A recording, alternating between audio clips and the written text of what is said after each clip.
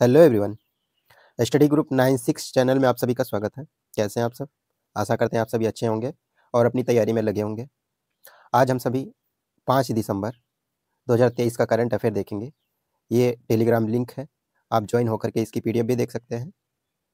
और ये जो करंट अफेयर हम करवा रहे हैं तो UP triple S C, UP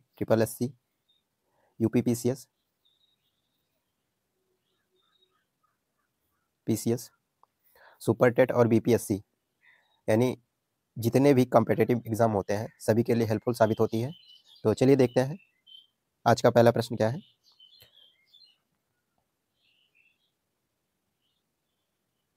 question हमारा है, कोडेक्स एलिमेंट्रियस कमीशन सीएससी जो हाल ही में खबरों में था, इन दोनों संगठनों में से किस द्वारा स्थापित किया गया है, यानी किसके द्वारा स्थापित किया गया था।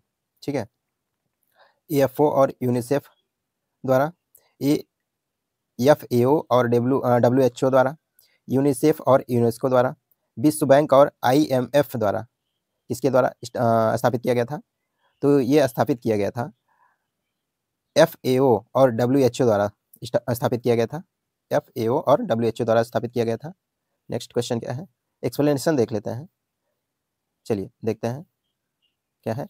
कोडेक्स एलिमेंटेरियस कमीशन सीएससी एक अंतर सरकारी निकाय है जो खाद्य मानकों, दिशा निर्देशों और अभ्यास संहिताओं को विकसित करता है। सीएससी की स्थापना 1963 यानी 1963 में खाद्य और कृषि संगठन एफएओ और विश्व स्वास्थ्य संगठन डब्ल्यूएचओ द्वारा की गई थी। सीएससी का मुख्यालय रोम में है। कहाँ पे है? इसका मुख्यालय रोम में है।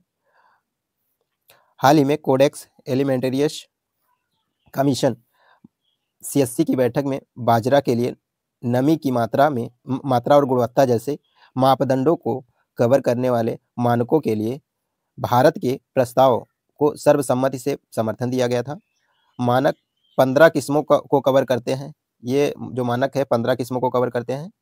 ठीक है, और वैश्विक व्यापार और खाद्य बाजारों में बाजरा को बढ़ावा देने में सहायता करेंगे। सीएससी ने भारत की विशिष्टताओं की सराहना की है। ठीक है, सराहना की है। यह निर्णय तब आया जब उत्पादन और खपत को बढ़ावा देने के लिए 2023 यानी 2023 को अंतर्राष्ट्रीय बाजरा वर्ष घोषित किया गया था। ठीक, चलिए नेक्स्ट क्वेश्चन क्या है हमारा। विश्व एड्स दिवस 2023 का विषय क्या था? विश्व एड्स दिवस जो है क्या है? समझ के पुल, उपचार में सद्भाव, समुदायों को नेतृत्व करने दें, उपचार के लिए समुदाय। तो इसका जो विषय क्या था, थीम क्या थी? तो इसकी थीम थी समुदायों को नेतृत्व करने दें, समुदायों को नेतृत्व करने दें। राइट ऑप्शन सी हो जाएगा। चलिए एक्सप्लेनेशन देख लेते हैं क्या है। विश्व एड्स दिवस हर साल 1 दिसंबर को मनाया जाता है।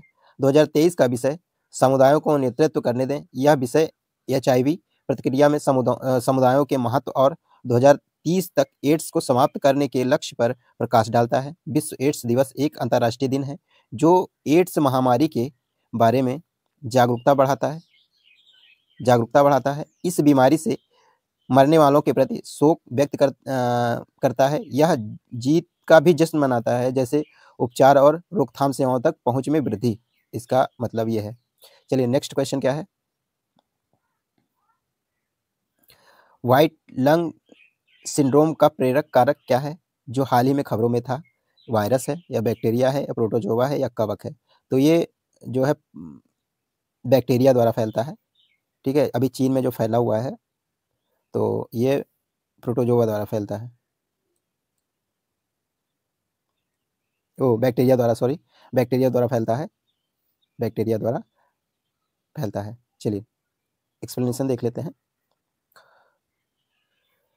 कई देशों में बच्चों में जीवाणु फेफड़ों और के संक्रमण या निमोनिया का प्रकोप देखा जा रहा है, जिसका एंटीबायोटिक प्रभावी ढंग से इलाज करने में असमर्थ है।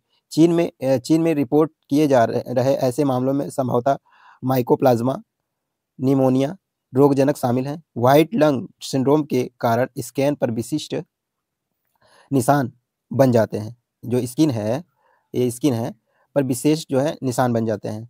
ठीक है, चीन से परे अमेरिका, नीदरलैंड और डेनमार्क में वृद्धि व्यापक प्रसार की ओर इशारा करती है। चलिए नेक्स्ट क्वेश्चन क्या है? क्वेश्चन है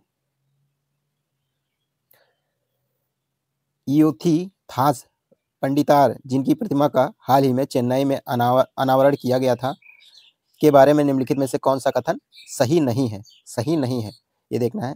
तो ये क्या है बता रहा है, उन्होंने 1891 में द्रविड़ महाजन सभा की स्थापना की थी।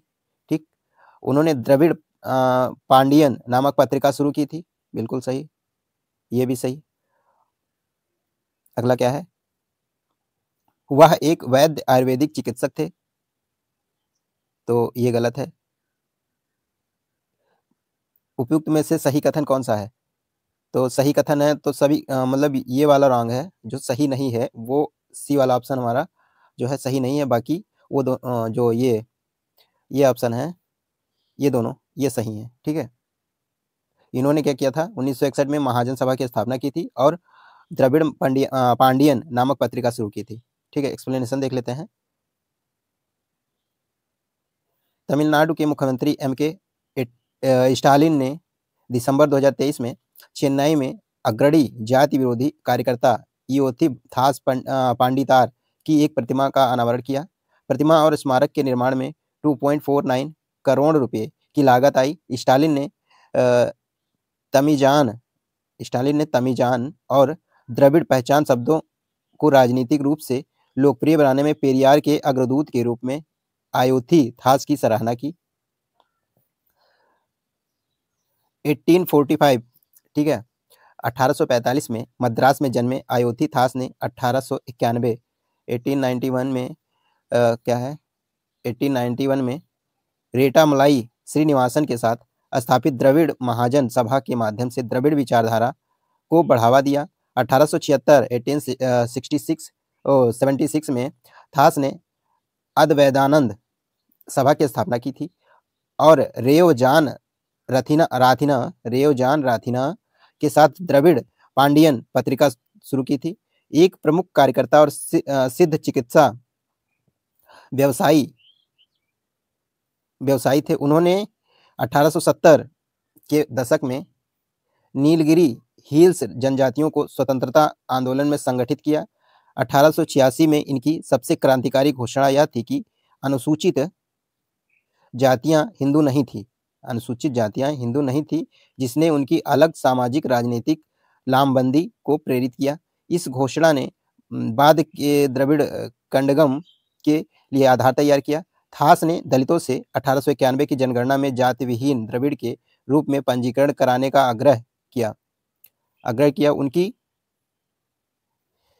जाति विरोधी गतिविधियों ने श्रीलंका के अनागरिक धर्मपाल को भी प्रेरित किया। सामाजिक न्याय के लिए समर्पित जीवन के बाद 5 मई 1914, ठीक है, को इयोथी थास का निधन हो गया। चलिए नेक्स्ट क्वेश्चन क्या है? क्वेश्चन है ऑनलाइन में उपयोग किए जाने वाले झूठे कमी के दावों, पुष्टि, सर्वनाक, जबरन, बंडलिंग और सदस्यता जाल के लिए उपयोग किया जाने वाला सामान्य शब्द क्या है और हाल ही में भारत में प्रतिबंधित किया गया है? ठीक, तो स्टोट्रफिंग है, गैस लाइटिंग है, डार्क पैटर्न है या साकअप पेट्री है? तो हमारा राइट ऑप्शन जो है वो है डार्क पैटर्न है। ठीक है, एक्सप्लेनेशन देख लेते हैं।